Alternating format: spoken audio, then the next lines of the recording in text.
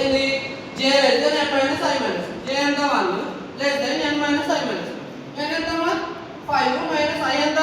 చూడండి I value 1 minus 1 1 less than 3 1 less than 3 okay 1 less than 3 అన్నప్పుడు కిందికి వస్తుంది కింద చూసుకుంటే a of j greater than a of j plus 1 a of j ఎంత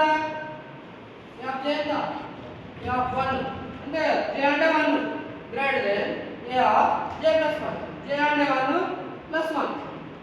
a of 1 greater than 2 of 1 greater than 2 అవుతుందా కాదా a of 1 ఇది a of 2 ఇది 12 ఇది 30 12 ఇది 3 12 పెద్దది కాబట్టి ఇప్పుడు ఏం జరుగుతుంది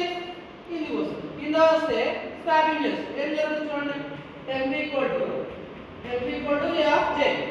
ఎంత రాసుకోవాలి a of j ఎంత a of j ఎంత 1 కదా a of 1 ఎంత చూడండి ఇక్కడ 12 అంటే temp ఏమైంది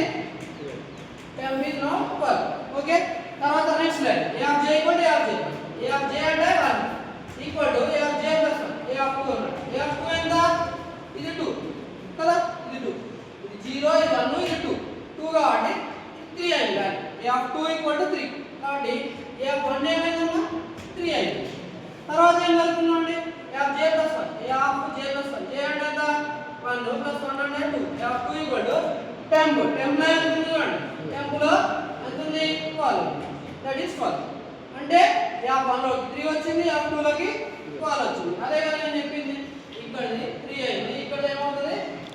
12 స్వాప్ అవుతుంది స్వాపింగ్ అయితే ఇది అయిపోయినా మళ్ళీ ఊరుకుంటుందా మళ్ళీ పైకి వస్తుంది పైకి వచ్చి ఏం చేస్తుంది j ప్లస్ ప్లస్ అవుతుంది j విల్ బికమ్ లో ఎంత j విల్ బికమ్ j 1 నుండి 1 కాస్త 2 అవుతుంది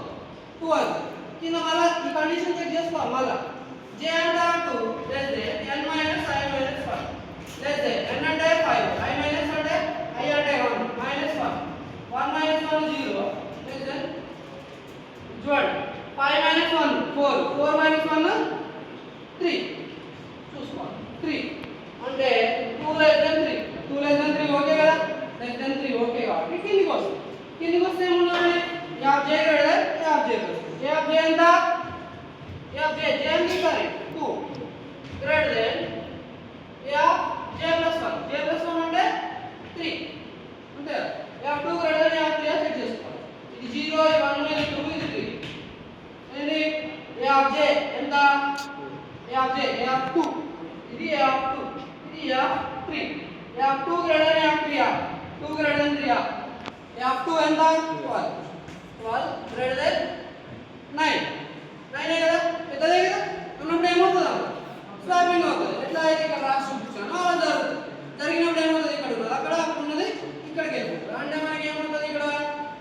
ఈ 12 ఈ 9 ఇక్కడికి వస్తుంది ఇది ఇక్కడికి వచ్చింది ఓకే ఇక్కడికి వచ్చింది అయిపోయిందా అయిపోయింది మళ్ళీ ఏం జరుగుతుంది ఇది అయిపోయింది ఇక్కడది అయిపోయింది మళ్ళీ పైకి వస్తే j ప్లస్ ప్లస్ j ఎంత 2 ఉంది ప్లస్ ప్లస్ అయినప్పుడు ఏమవుతుంది 3 అవుతుంది సో చూసుకోండి j ఈక్వల్ టు 3 అయింది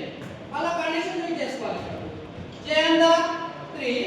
less than n minus n అంటే 5 మైనస్ 1 మైనస్ 1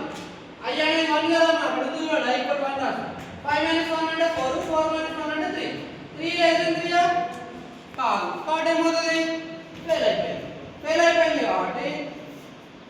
ఇక్కడ ఫెయిల్ అయిపోయిందంటే ఫార్ మొత్తం పోయిందంటే ఏమైపోతుంది ఇక్కడికి వస్తుంది దీని దగ్గరకు వచ్చినప్పుడు I ప్లస్ ప్లస్ అవుతుంది I వాల్యూ ఇప్పుడు ఇందాక 1 ఉన్నది 1 కాస్త ఏమవుతుంది ఇప్పుడు